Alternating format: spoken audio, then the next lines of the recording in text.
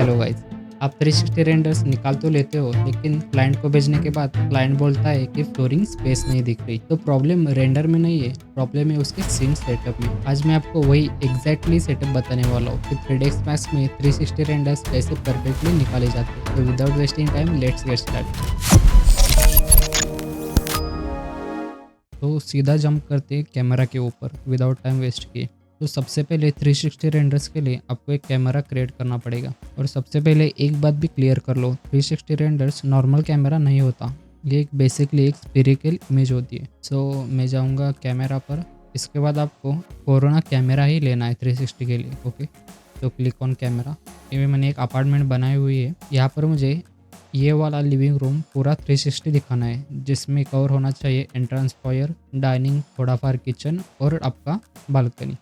तो आपको जाना है स्टैंडर्ड में, कोरोना कैमरा ही सिलेक्ट करना है। यहाँ पर आपको टारगेट मैटर नहीं करता, आप कहाँ से भी लीजिए।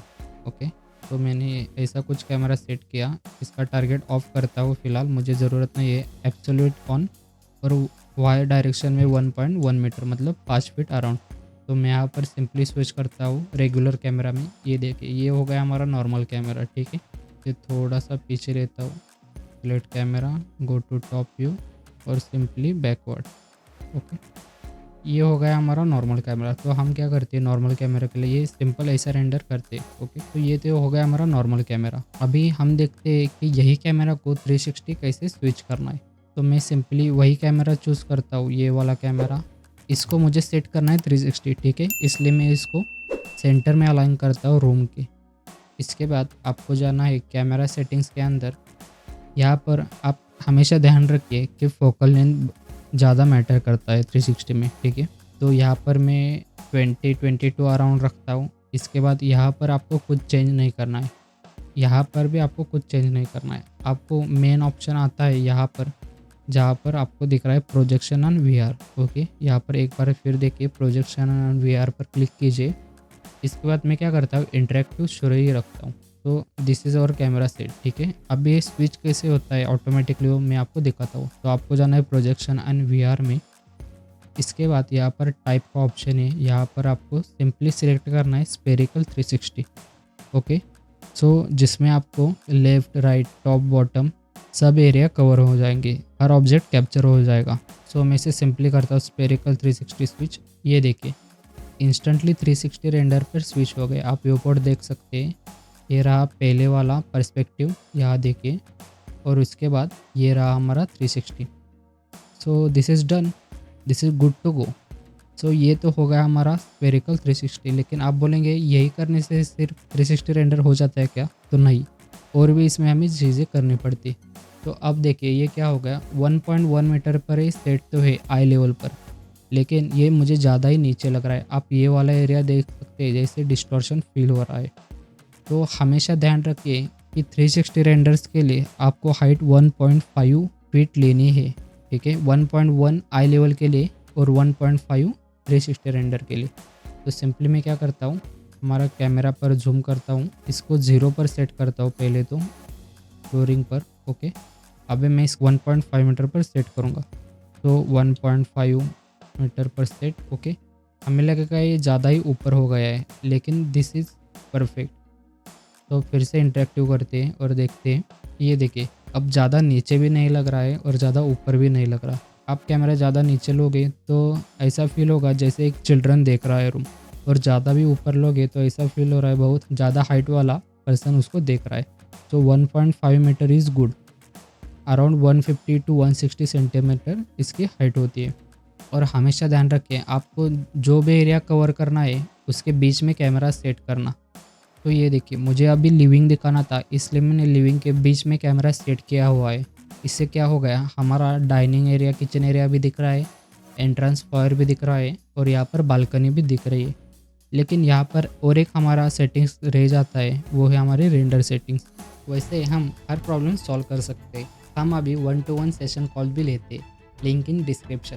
तो आपको जाना है सेटिंग्स पर, और आपको एस्पेक्ट रेशो सिंपली चेंज करना है कस्टम पर, और इमेज एस्पेक्ट रेशो आपको सेट करना है 2:1। मतलब 360 रेंडर्स के लिए हमेशा यही एस्पेक्ट रेशो यूज़ कीजिए।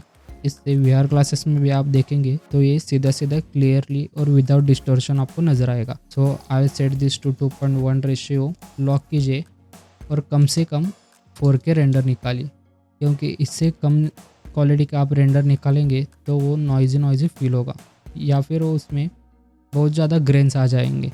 और simply single 4K resolution set कहाँ पर सेव करना है वहाँ का पाथ, इसके बाद सीन पर जाकर सिंपली नॉइज़ लेवल सेट करनी है 3 या 4 आपके हिसाब से, और हीट रेंडर। इसके बाद आपको क्या क्या अवॉइड करना है मैं आपको बताता हूँ। ये हमारा 360 कैमरा हो गया। अभी देखिए मैं यहाँ पर एक मिरर है, यहाँ पर इसे मूव करता हूँ, ये देखिए। तो हमेशा आप ध्यान रखिए कि मिरर के क्लोज हमेशा कैमरा नहीं होना चाहिए, क्योंकि इससे क्या हो जाता है, बहुत ही ज़्यादा डिस्टॉर्शन फील हो जाता है। यहाँ पर देखिए डिस्टॉर्शन ज़्यादा लग रहा है, और यहाँ पर भी देखिए। तो क्या होता है, मिरर के अंदर मिरर जब हम देखते हैं तो हमारा पर्सपेक्टिव चेंज हो जाता है। तो हमेशा ऑब्जेक्ट के नियर आप कैमरा ज़्यादा ही सेट मत कीजिएगा। इसके बाद आता है सीलिंग, हमारा मेन पार्ट। तो क्या होता है, आप देखिए आपको बताता हूँ। जहाँ पर आपको कंसील्ड सीलिंग रहते हैं, मतलब ऐसे वाली, यहाँ पर आप सेट कीजिएगा।